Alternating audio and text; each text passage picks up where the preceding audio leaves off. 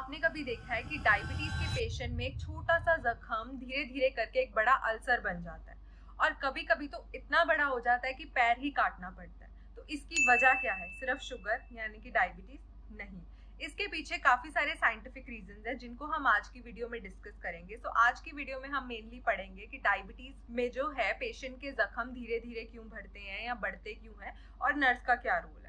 So before starting the video, do like this video and subscribe to my YouTube channel as well. So let's start the video. तो ये जानने के लिए हमें पहले थोड़ी पैथोफिजियोलॉजी के बारे में उसकी पता होना चाहिए।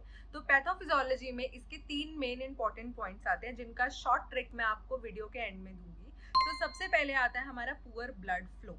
क्या होता है, जिसे हम साइंटिफिक टर्म में माइक्रोएंजियोपैथी भी बोलते हैं। तो इसमें क्या होता है, जो छोटी छोटी ब्लड वेसल्स होती हैं जो ऑक्सीजन और न्यूट्रिएंट्स को कैरी करती हैं, वो हाई शुगर की वजह से डैमेज हो जाती है। तो जिसकी वजह से ऑक्सीजन और न्यूट्रिएंट डिजायर्ड साइट पर पहुंच नहीं पाते। तो जब ऑक्सीजन ही नहीं पहुंचेगा तो हीलिंग ही नहीं होगी, क्योंकि हीलिंग का एक मोस्ट इंपॉर्टेंट फैक्टर ऑक्सीजन की प्रेजेंस है।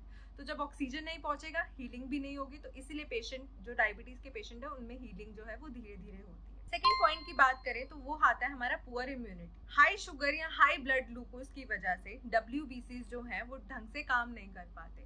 WBCs क्या होते हैं? व्हाइट ब्लड सेल्स होते हैं जो कि इन्फेक्शन से लड़ते हैं हमारी बॉडी में।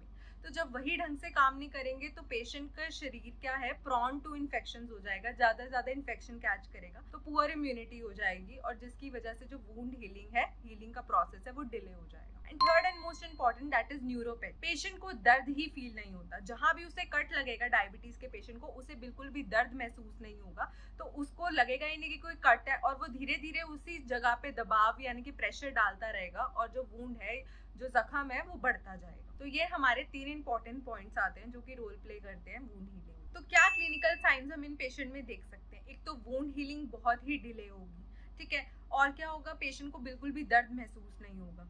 थर्ड हमारे पास आ जाता है इन्फेक्शन होगी, जो काले धब्बे हैं हमें वहां देखने को मिलेंगे due to lack of oxygen there, वो नेक्रोसिस में चेंज हो जाएगा और necrosis ultimately will lead to gangrene. तो ऐसे केसेस में असेसमेंट बहुत ही ज्यादा जरूरी है। इवन नर्स भी कर सकती है और अगर पेशेंट की फैमिली भी है तो वो भी, और पेशेंट खुद भी असेस कर सकता है, अपने पैरों को देख सकता है, ठीक है। कोई कट है उससे, मतलब कोई भी ऐसा काम है जिसमें कट लगने की संभावना है, वुंड होने की संभावना है, जैसे कोई काटने का काम है, कोई सीने का काम है, उससे प्रिवेंट हो सकता है। Blood sugar monitoring is very important also. Regularly अगर हम पेशेंट का ब्लड शुगर लेवल मॉनिटर करते हैं और वो नॉर्मल रखता है, नॉर्मल रेंज में, तो वुंड हीलिंग में हेल्प मिलती है। Otherwise high blood sugar will ultimately lead to delayed wound healing.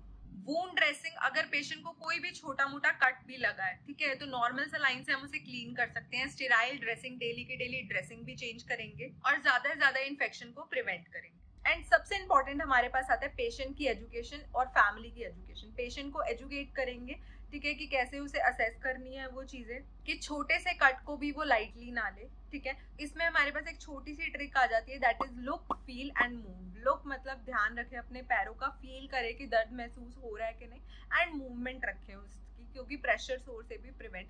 Diabetes में अगर प्रेशर सोर हो गया, it will also not heal, क्योंकि वो एक तरह का वुंड ही है। ओके, सो स्टूडेंट की टिप्स ये है, 3 P's हम याद रखेंगे पैथोफिजियोलॉजी में, वेरी इंपॉर्टेंट।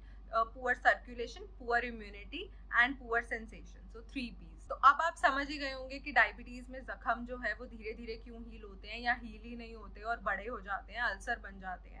सो अगर आप चाहते हो कि मैं डायबिटिक फुट मैनेजमेंट पे एक वीडियो बनाऊं तो मैं वो भी बना दूंगी। सो अगर आपको वीडियो पसंद आए तो make sure to hit the like button, comment as well and share it with your friends. See you in the next video. Till then, bye bye.